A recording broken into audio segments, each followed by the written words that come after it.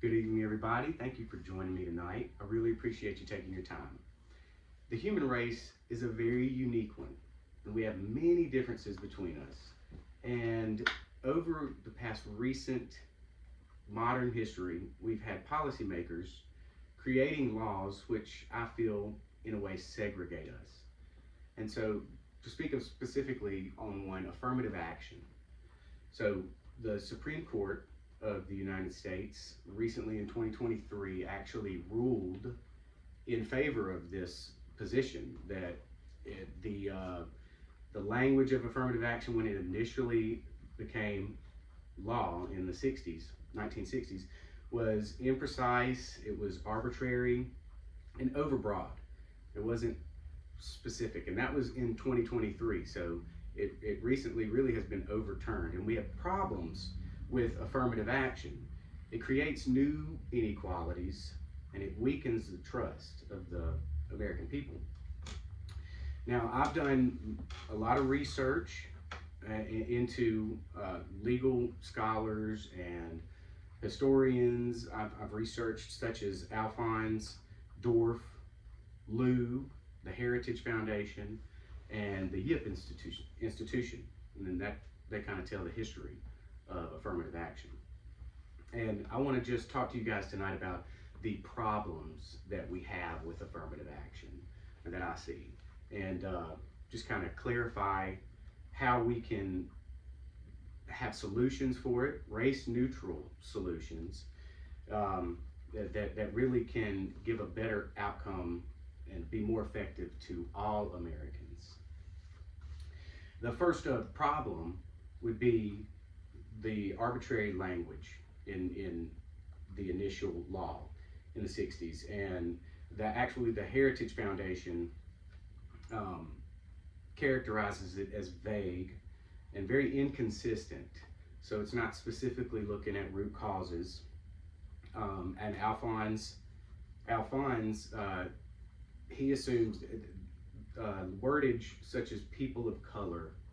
You know, people of color is one of those overly broad statements and descriptions of a person that they use in it. And this language, these types of words and labels, it pretty much leads to unfair and inconsistent outcomes. So the second problem would be undermines merit and trust. You know, we want the public trust is if you know the rules of affirmative action, and they're even the person that was, say, hired from affirmative action knows that they got it. They can't trust that they did it on their own merit. Is pretty much what I'm saying. So, Dorff, another person I researched, he uses the term ideological jujitsu, is what the academics in admissions for bringing on, because affirmative action would bring on people of color, and they would have to reword it after this decision by SCOTUS that I spoke of earlier. They reworded it to sound more race neutral, but they kept the policy. So this is after that decision, and it hasn't been helping them. But it creates public confusion. Outcomes they seem engineered instead of earned. So that's the merit part of the problem. And it doesn't fix the root cause. I feel it doesn't actually reach the real problem of inequality. And so what I'd like to do tonight is just point out a solution, kind of a affirmative action is flawed and outdated, and what should we do instead? So they had it in the 60s when it was a temporary fix, and now we've moved into the 21st century, and we can use some new and fresh looks at it. So legal scholars such as Dorff, like I mentioned earlier, his race neutral baselines would really bring us into the future to focus on individuals, and not categorize. So we'd be focused more on the individual than just the color of their skin. and policy experts such as the Heritage Foundation, socioeconomics admissions. So they're focusing more on the well-being financially of the person instead of the color of their skin. So more outreach, invest in underserved areas. You can invest in them, but the affirmative action of bringing somebody on just due to the amount of melanin in their skin is outdated.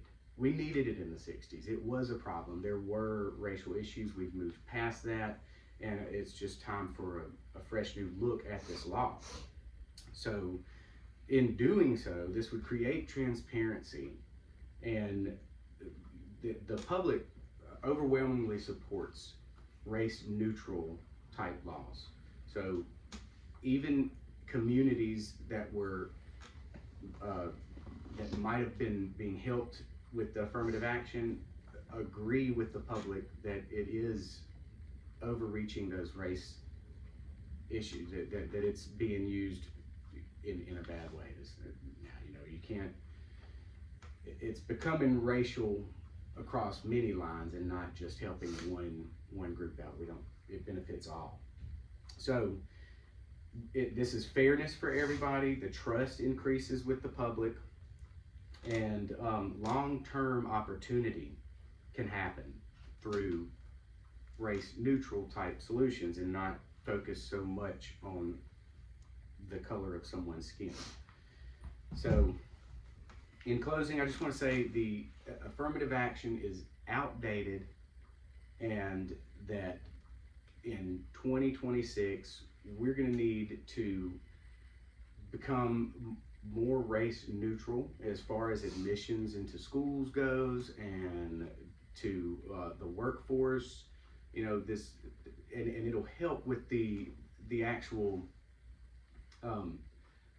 person benefiting from it. It'll help all Americans, if socioeconomics is involved, and less of just the color of someone's skin. So thank you so much for your attention tonight, and have a good one.